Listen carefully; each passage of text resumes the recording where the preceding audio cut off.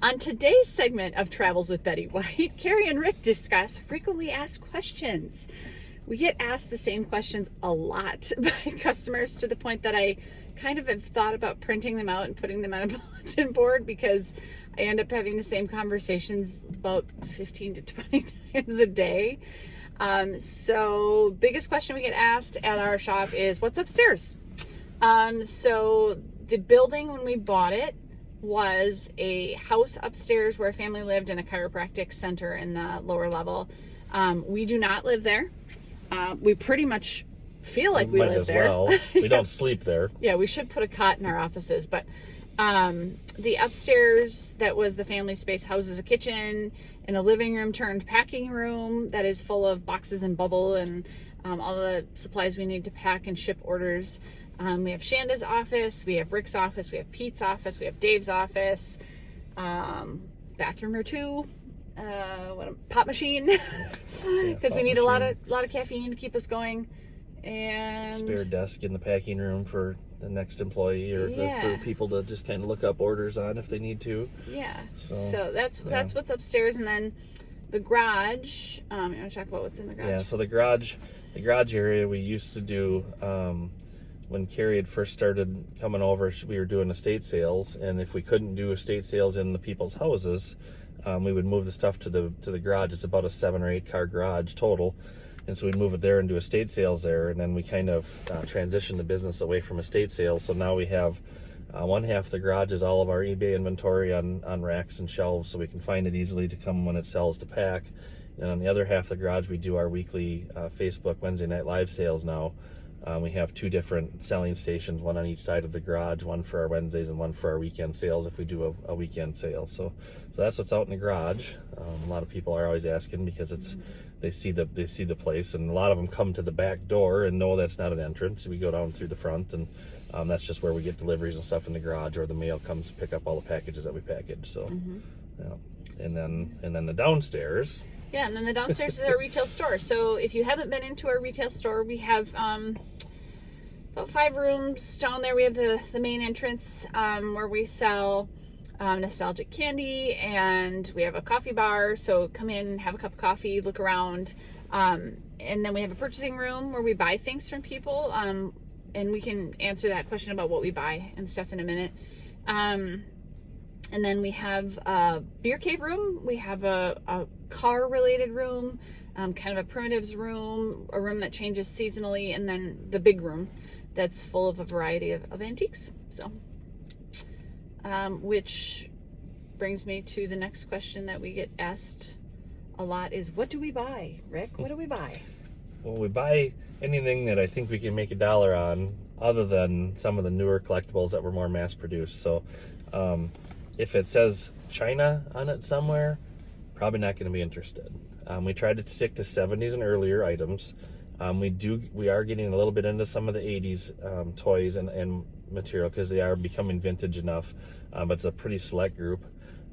We don't buy dolls, but what we're always looking for is pressed steel trucks like Tonka, Buddy L, Nyland, Redline Hot Wheels, which are Hot Wheels from 1968 through 1976.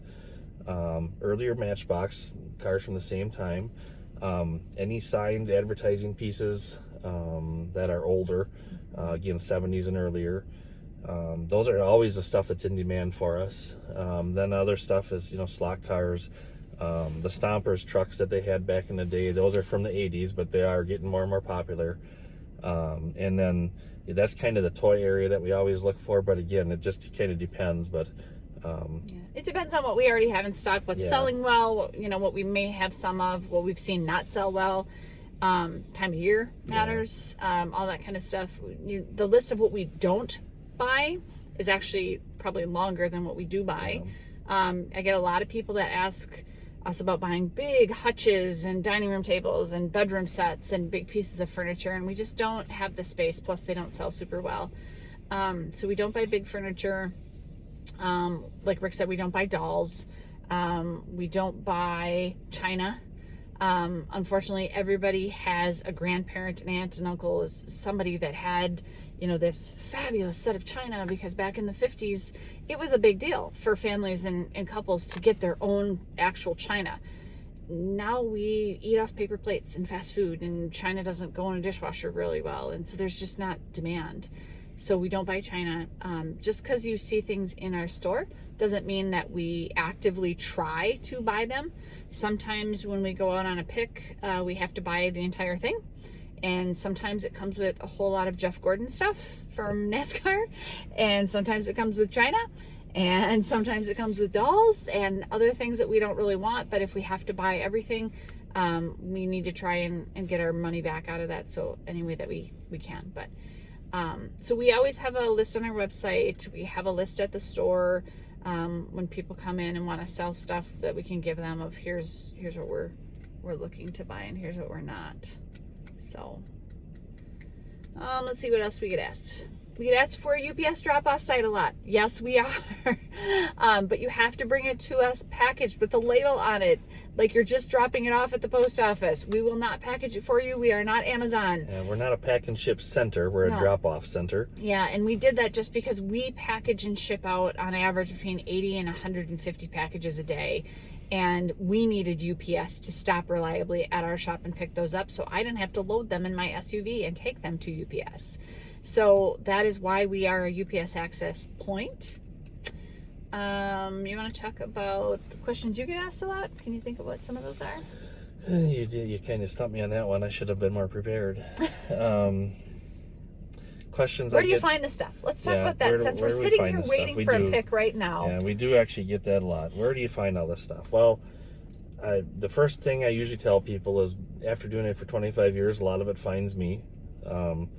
In my area, I'm not trying to toot my own horn, but I'm kind of a little bit well known as far as I do a lot of buying out of my shop, and I always have. So a lot of it comes to us at the shop to buy. I have a lot of very good connections I made through the years of 25 years of doing this again. It's all about networking, and this pick we're on today, waiting for the people to get here, is because of a friend of mine, through a friend, had found this place. It was more than they could ever try to buy, and so he said, hey, you should come with me. So we set it up, and here we are waiting for the person to get here so we can go in, and I think it's about 4 buildings full. In northern Minnesota, and the temperature's 20 degrees. Yeah, and it's a little bit chilly. One of my best finds ever was almost an accident. I had spoke with a person like 3 years prior about, they had an estate they were downsizing. They were about 6 hours away in northern Wisconsin, and they called me, and I just kind of, we talked about what we could do and what I was interested in, and I had never heard back. And 3 years later, they finally called and said, well, we're ready for you to come. And they said, by the way, I have a neighbor that has a few beer signs he'd like you to look at too. A few. Yeah. So we headed up that direction, and he gave me the guy's number. So I called the guy, and I'm like, well, what do you have? So he sent me a picture. It was a big email list of what he had.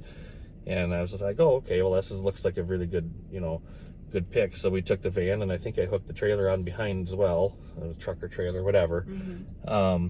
I think it was truck and trailer, because it was so much snow, and in the middle of winter, and it was so far north that we thought, we don't know what we're getting into. So I had just asked him, I'm like, well, if I bought it all, how much is there? And he said, well, it'll fill the better part of a small trailer. So I have a 12-foot enclosed trailer, so we hooked on the trailer, and I knew what I was getting from his neighbor, the people that was going for the estate, and I figured that would fit in the truck. So just in case I could buy it, we hooked the trailer on, and we got the first deal done with the estate people and had the truck pretty much full. And we went over and met this gentleman at a pole shed, and he opened up the door of the pole shed, and it was a 40-foot long wall of the pole shed that was stacked 8 foot tall and 6 foot out from the wall. And I looked at him and I said, what's your idea of a small trailer?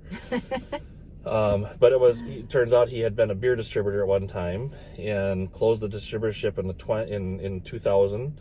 And he had stuff going back in the 50s, new old stock beer still items in the back boxes, to the 50s, crates. Brand new boxes. I still have neons. I still have new old stock ham signs, the motion signs, that I haven't been able to. I mean, I got so many at the same time. I don't bring them out to sell very often, but we still have stuff from that pick, and that was 3 or 4 years ago.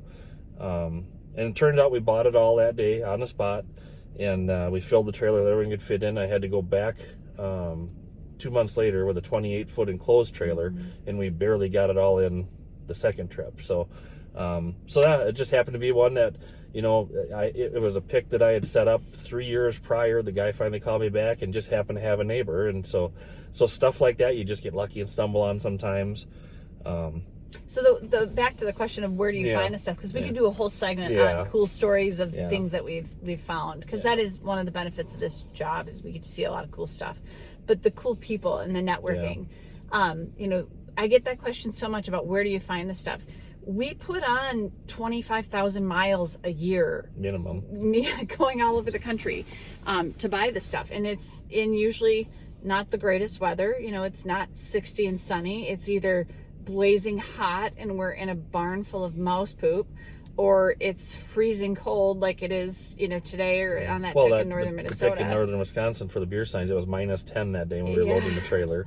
Yeah. So we risk our digits and our health and our backs, but we really enjoy it because we meet a lot of really cool people, and we try to develop kind of a network of friends if we go somewhere. So like we have a great group of folks out in the Dakotas that we met one person and we went out there to pick from them, and then they introduced us to another person, and then that person introduced us to another person.